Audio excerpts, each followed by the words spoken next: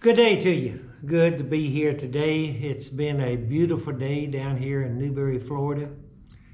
It's just enjoying it and watching my garden grow and watching and listening to the baby chicks that people have around and it's just exciting to see the new life that's around about us. In Newberry, it's a farming community. This morning, I went down to the cafe and listened to the people talking about the watermelons. That's the big crop here is the watermelon. They have a watermelon festival here in just a few more weeks, couple of weeks. They're going to have that, and they like to talk about. This morning they was talking about, well, they're not setting on. They're not setting on. Well, we have warm days and then cool nights, and been so cool that we don't. And some farmer went out and looked. He said we don't have many that have set on because they just hadn't set on like they usually do. And so sometimes things get that way and things don't set on. Sometimes the melons don't set on. We have seen that when I was in Oklahoma with the pecans. You know, in eastern Oklahoma, pecan is a big crop among a lot of the farmers and ranchers there. And in some years we would pick up, for my uncle's place, we would pick up just bushels of pecans. In some years we would pick up a peck of pecans, which is a smaller than a bushel, accordingly. So it is, we have like that in time where even in Christianity, I say that because in Christianity, I would love to see the church to grow, Christianity to grow steadily and straight all the way to the coming of Jesus. But when I was young, they taught me, when I was in college in my early 20s, they taught me that it hadn't been so.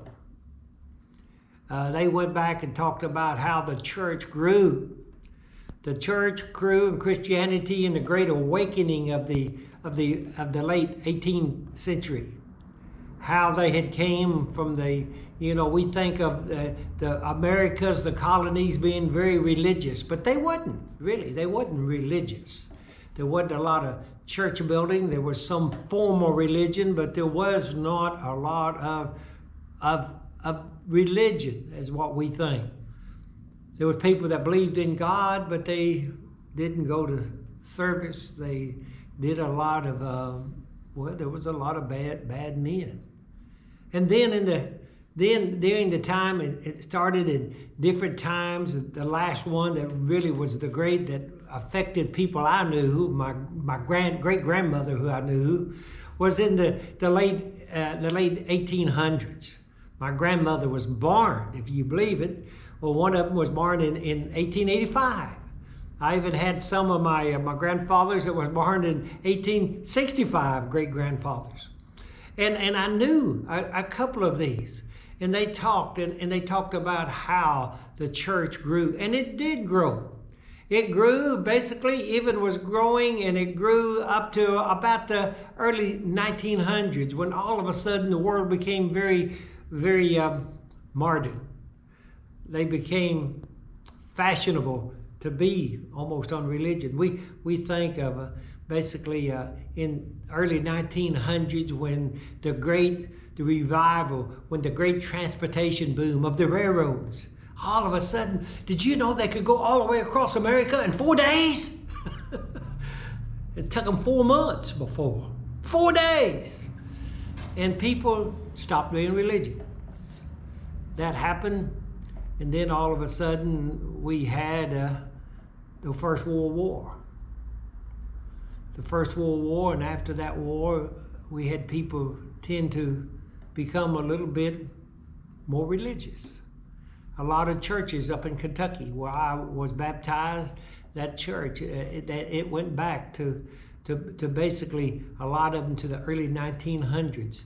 A lot of churches here in Florida goes back to the early 1900s because then people was again beginning to be religious. And then,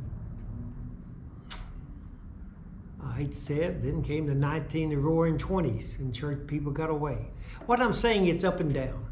I can go in and give over 20 years almost. But I'm ashamed because I think now we have stayed in kind of, in this country, instead of being a 20-year low, we're going into number 40. Where the Christianity is going down, and the way that people think about morality has went down.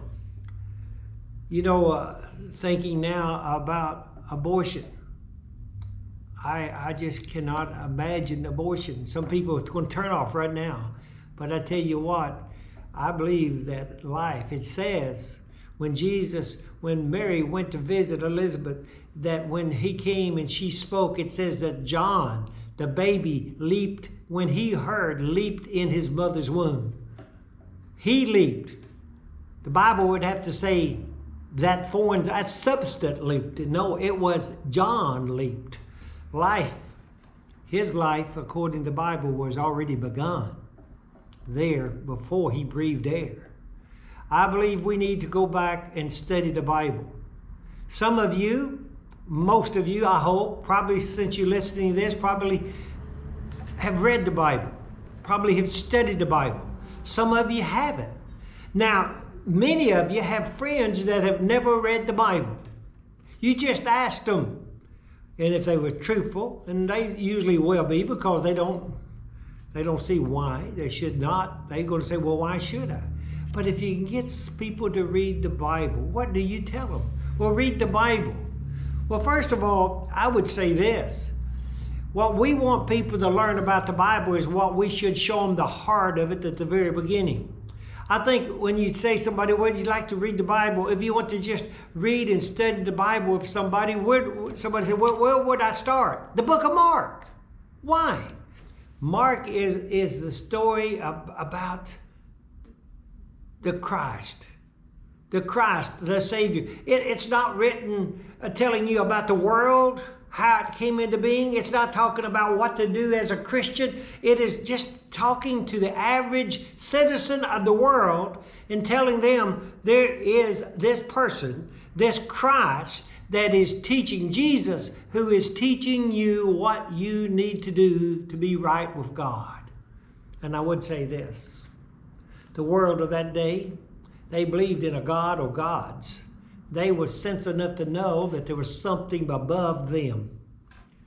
And maybe people today don't even realize that, but there is something.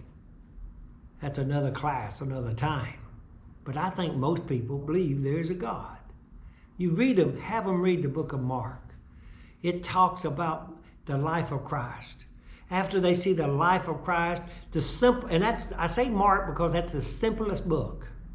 After Mark, then if you want them to read a little bit more, then I would say have them read Luke, because Luke is an orderly account of what it is. It was written to the Greek mind, someone that had 2 years of college, we would say. It was written giving a defense and basically showing what Christ was. Then after reading those two, I believe you probably should read the book of Acts and see the history of what they done. What they done, those 12 and that 120, what they done with the message Jesus told them to take to the world. And then I think the next book, go give you one more, is the book of James. I think if you read Mark, and if you want to, John, then Acts, and then James, you will know more about the New Testament and Christianity than 90% of the world of America, not counting the whole world, but just those of America. If I can help you in any way, if you have questions, I ask that you, just write in or comment, like this video, share it, and if you don't like it, call me. If you like it, tell others. God be with you till we meet again.